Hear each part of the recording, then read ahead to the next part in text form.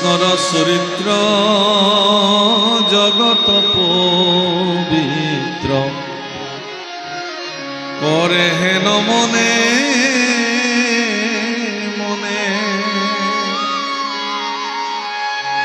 ও তাহাকে কথিব তাহাকে মথিব অন্যে অন্যে সর্বজনে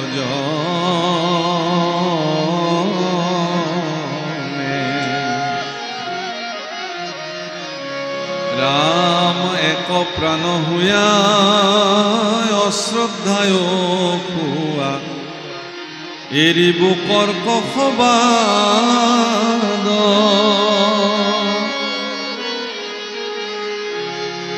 আর অন্যে অন্যে রুতি অন্যে অন্যে মতে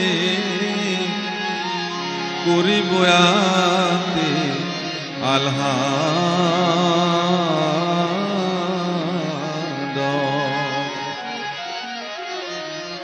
কৃষ্ণ গুণ ভক্তসকলে এনেই মুঠি থাকে মন্থন কৰে যিসকল ব্যক্তিয়ে তেওঁলোকৰ মন সমুদ্ৰত কৃষ্ণ কথা সৰ্বদা মন্থন কৰি থাকে তেওঁলোকে প্ৰকৃত নামৰ অমৃত তেওঁলোকৰ জীৱনত প্ৰাপ্তি হয় আজি এটা বিশেষ দিন দৌল উৎসৱ আমাৰ বৰপেটাৰ ফালে খুব ধুনীয়াকৈ গায় ৰংগে ফাগুখে চৈতন্য বনমালী হে ৰংগে ফাগুখে চৈতন্য বনমালী ৰংগে ফাগুখে খুব ধুনীয়াকে প্ৰকৃতি পুৰুষ দুয়ো নিয়ন্তা মাধৱ হে প্ৰকৃতি পুৰুষ দুয়ো নিয়ন্তা মাধৱ হে প্ৰকৃতি হলি সকলে গাও প্ৰকৃতি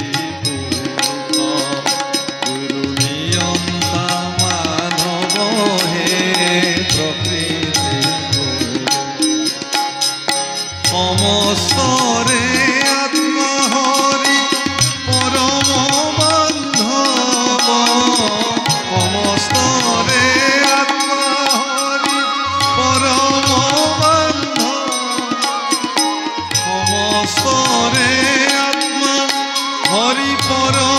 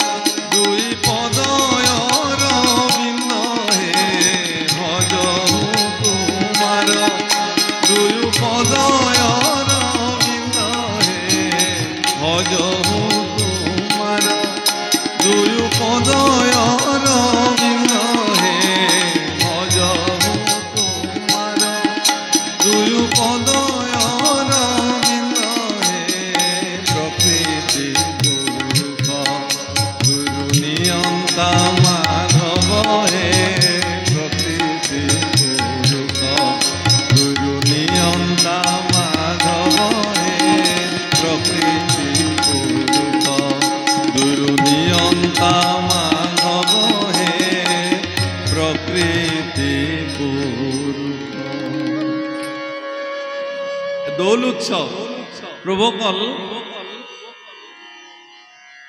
কেৱল আপুনি মোক ৰং সানি দিছে আৰু মই আপোনাক ৰং সানি দিছো, এয়াই হোলী উৎসৱ নেকি? কেৱল ইজনে আনজনক ৰং সানি দিলেই তাক ফাল্গু উৎসৱ বা হোলী বা দৌল উৎসৱ নুবুলে। ই এক এনেকুৱা উৎসৱ ভগৱন্ত পুৰুষে গোপীবিলাকৰ শৰীৰত ৰং সানি সানি দিছিল। আৰু সেইবিলাক কি সানিছিল জানে? যমুনাৰ বালি, য'ত ভগৱানৰ পদৰজ সন্মিষ্ট হৈ আছে।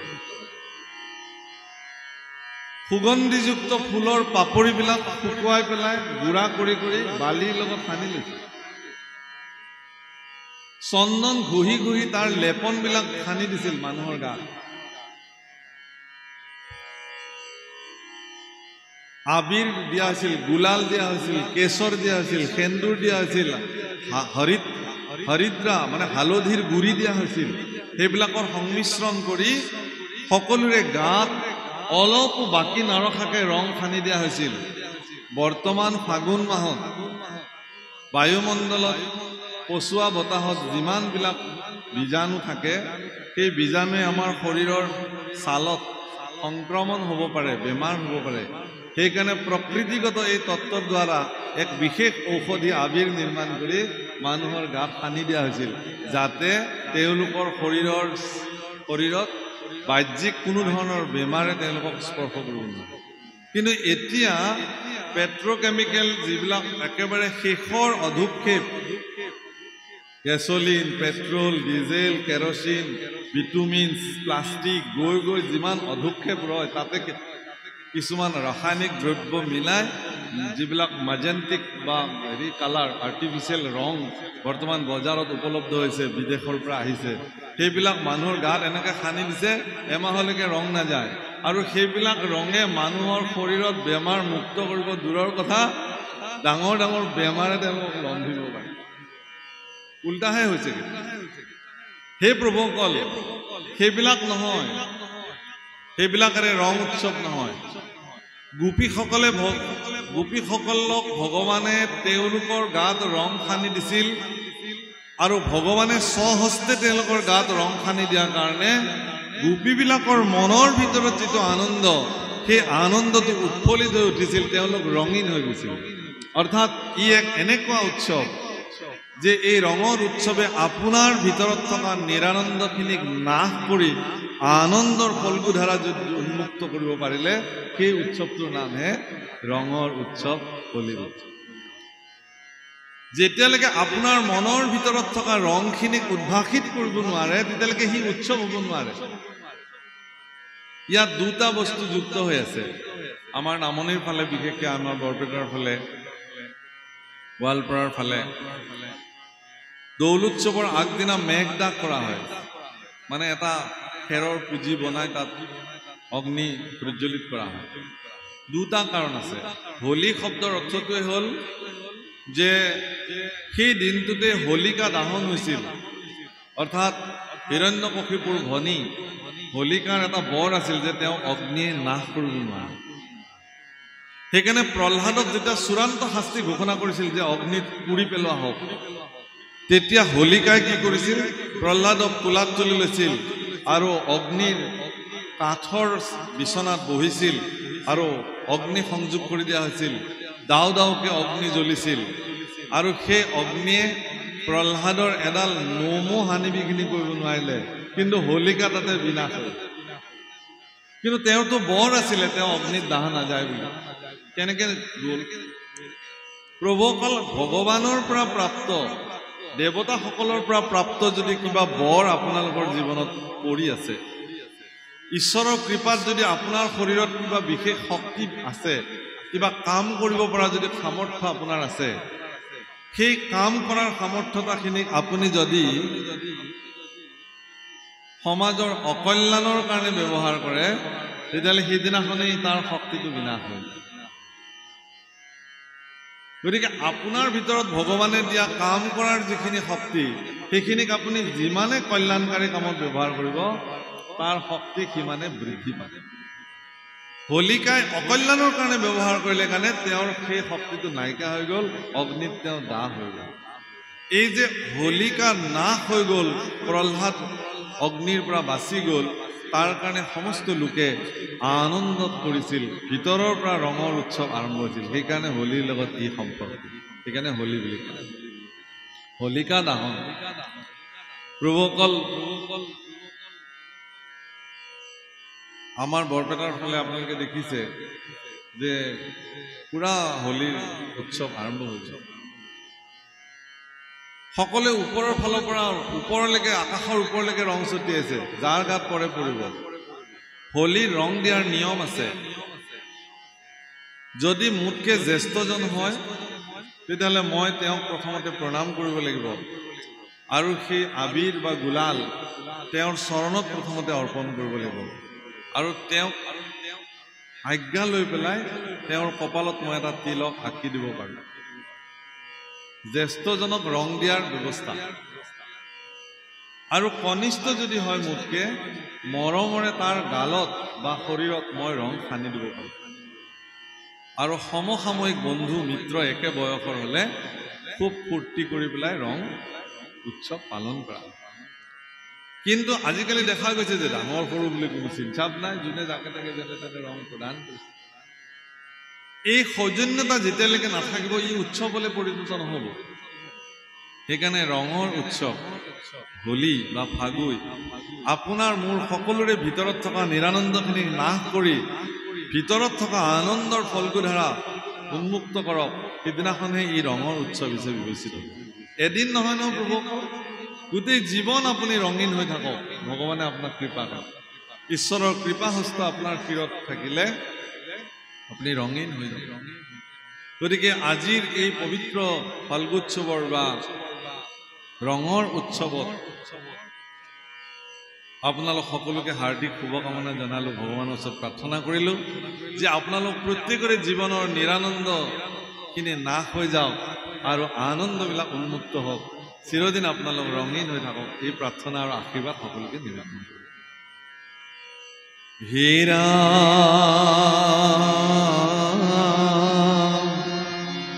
ভূয়া তুষ্ট মতি কৰিব ভকতি, কহি কথা পৰস্পৰে,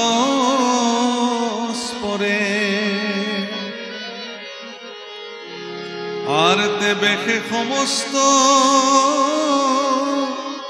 দুঃখ হইবে অন্ত, সুখে সংসার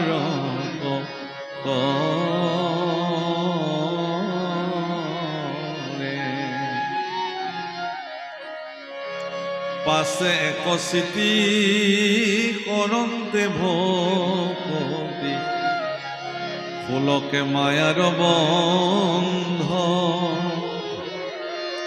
শুনিও যিমতে আপোন মনতে মিলই পৰমানন্দ। পৰস্পৰে পৰস্পৰে লগ হ'লে কৃষ্ণ কথা পাতক। উপায় দিছে কেনেকে আনন্দটো, মই এইমাত্ৰ ক'লো যে আপোনালোকৰ ভিতৰত আনন্দ উৎপন্ন হওক। কেনেকে হ'ব? আনন্দটো ঈশ্বৰৰ স্বৰূপ, আনন্দ ঈশ্বৰৰ স্বৰূপ। সেইকাৰণে ঈশ্বৰক ঘনানন্দ, অচ্যুতানন্দ, সদানন্দ, নিত্যানন্দ, সৰ্বানন্দ, আনন্দযুক্ত নামেৰে তেওঁক জনা যায়। গতিকে আপোনাৰ ভিতৰত থকা নিত্যানন্দ, সৰ্বানন্দ, আনন্দ, আনন্দ কেনেকে জাগ্ৰত হ'ব? যে দুজন ব্যক্তি যেতিয়া লগ লাগিব, পৰস্পৰে ভগৱানৰ গুণ গাব, ঈশ্বৰৰ কথা পাতিব, পৰস্পৰে পৰস্পৰক ঈশ্বৰৰ মূৰ্তি বুলি সেৱা কৰিব, সৎ ভাৱনাৰে জীৱন জীয়াব, তেতিয়াহ'লে তেওঁৰ ভিতৰত আনন্দ উৎপন্ন হ'ব, নিৰানন্দ বিনাশ হৈ যাব। আমাৰ ইফালে সংকীৰ্তন কৰে খুব ধুনীয়াকৈ, আনন্দ কৰৰে, মানে আমি গোৱালপৰীয়া মানুহটো, আমাৰ ইফালে সংকীৰ্তন নিৰানন্দ যাবে সেৰে আনন্দ কৰৰে, আনন্দ কৰৰে। আনন্দ কৰক, নিৰানন্দই আপোনাক এৰি দিব। কেৱল নিৰানন্দত ভুগি থকা সকলে বেমাৰলৈ ৰূপান্তৰ হৈ যায়। মোৰ কি হ'ব, মই দেখোন কৃপাপাত্ৰ নহ'লো ভগৱানৰ, মোৰ ইমান দুখ, মোৰ ইমান বেমাৰ, মোৰ আমুক তামুক। এনেকে যেতিয়া মানুহে হীনমান্যতাত ভুগি থাকিব তেতিয়া তেওঁৰ কেতিয়াও আনন্দ তেওঁ সংগ নিদিয়ে। গোবিন্দ বুলিয়ে দুবাহু তুলিয়ে নাচিয়ে বাগিয়ে হৰে পাগল। আমাৰ সেইফালে সংকীৰ্তন কৰে যে গোবিন্দ বুলি দুই বাহু তুলি আনন্দ কৰক আপোনালোকে। তে আনন্দ কেনেকে কৰিব? আপুনি নিজৰ অস্তিত্বক আপুনি যিদিনাখন জানিব। কেনেকে? আরে বাইল না কাল গেল ভাবিতেছি, বাইল না কাল গেল হাসিতে খেলিতে, জৈবন কাল গেল রঙ্গে, বৃদ্ধ না কাল গেল ভাবিতে চিন্তিতে, বৃদ্ধ না কাল গেল ভাবিতে চিন্তিতে, গুরু ভজিবে কোন কালে নশায় যে কোন রঙ্গে, ও দিনে দিনে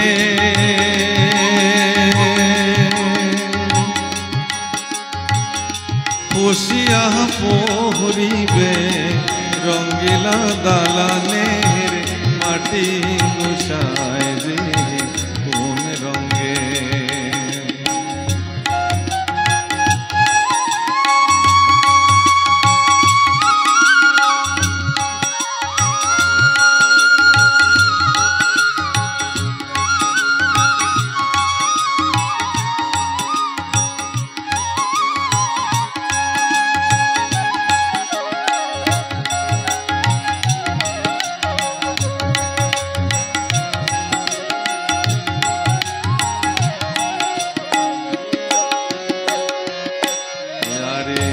হারেরও ঘর খানি স্বামীরও সামনি, বান্ধে বান্ধে তার জোড়া। হারেরও ঘর সামরার সাওনি, বান্ধে বান্ধে জোড়া। হরির ঘৰটোৰ কথাই কৈছে, হৰিৰ ঘৰটো। ওয়াহারে তাহারো তহলে ময়রা মহুরে, তাহারো তহলে ময়রা মহুরে, শূন্যে উড়ায় তারা গোসায় যে কোন রঙ্গে, দিনে দিনে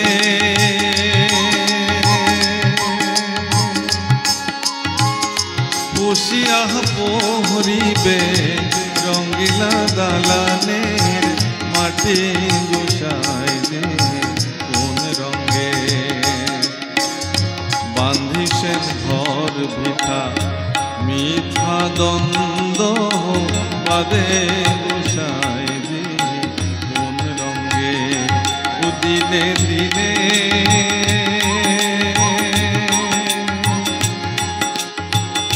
খুশিয়া পহরিবে রঙ্গিলা দালানের মাটি গোসায় যে কোন রঙ্গে, রঙ্গিলা দালানের মাটি গোসায় যে কোন রঙ্গে, রঙ্গিলা দালানের মাটি গোসায় যে কোন রঙ্গে।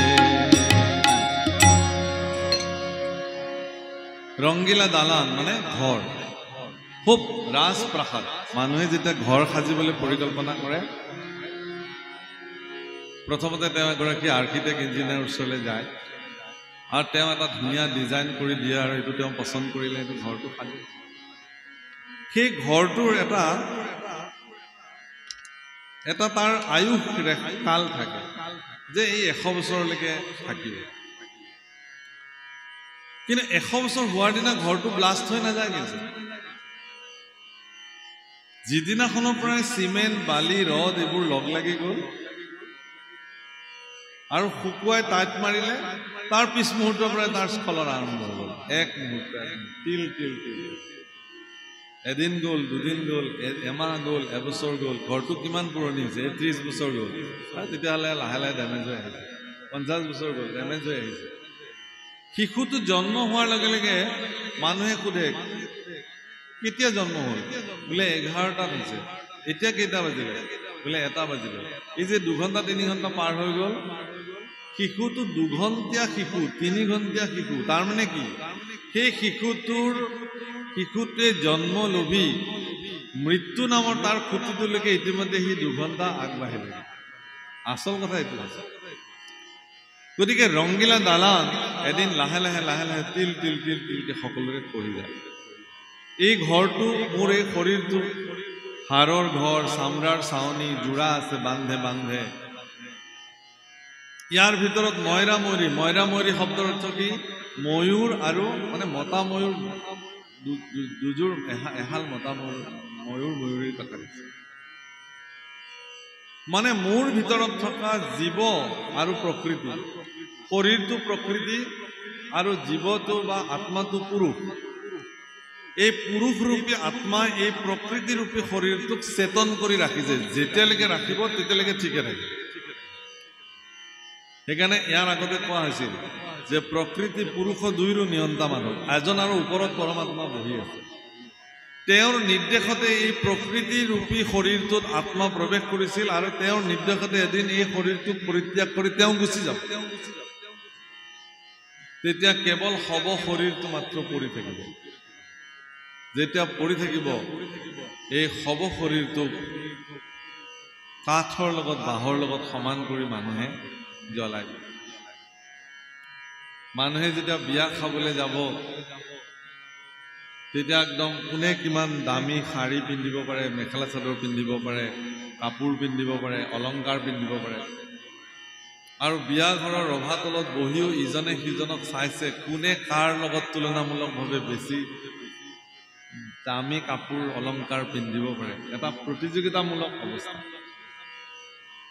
কিন্তু এটা মৃতকৰ সৎকাৰ অনুষ্ঠানলৈকে যেতিয়া এজন ব্যক্তি যাব তেতিয়া কিন্তু সেইটো নাথাকে তেতিয়া সকলোৰে মনত এটাই চিন্তা যে মানুহৰ জীৱন সঁচাকে আজি আছিল কাইলৈ নাই এই দুদিনীয়া শৰীৰটোক লৈনো আমি ইমান অহংকাৰ কৰোঁ এই দুদিনীয়া শৰীৰটোক লৈনো আমি ইমান মিছা অহংকাৰ কৰোঁ এই ভাৱনাই আপোনাৰ মনত ক্ৰীড়া কৰিব সেইকাৰণে যিমান উৎসৱ পাৰ্বণ অনুষ্ঠানত মানুহে ভাগ লয় তাতকে বেছি পৰিমাণে পাৰিলে মৃতকৰ সৎকাৰ অনুষ্ঠানত ভাগ ল'ব লাগে মৃতকৰ শোকসন্তপ্ত পৰিয়ালৰ ওচৰলৈ গৈ তেওঁলোকক এবাৰ সান্তনা দিব লাগে তেওঁলোকৰ হৃদয়ৰ যি মৰ্ম বেদনা আপোনজনক হেৰুৱাই যি ধৰণে বেদনাক্লিষ্ট হৈ আছে তাক অনুভৱ কৰিব পাৰিব লাগে আপুনি তাৰমানে কাপোৰ যেনেকৈ ধুই মল চফা কৰা যায় আত্ম অনুশোচনাৰ দ্বাৰা ভিতৰৰ শৰীৰটোক চফা কৰা যায়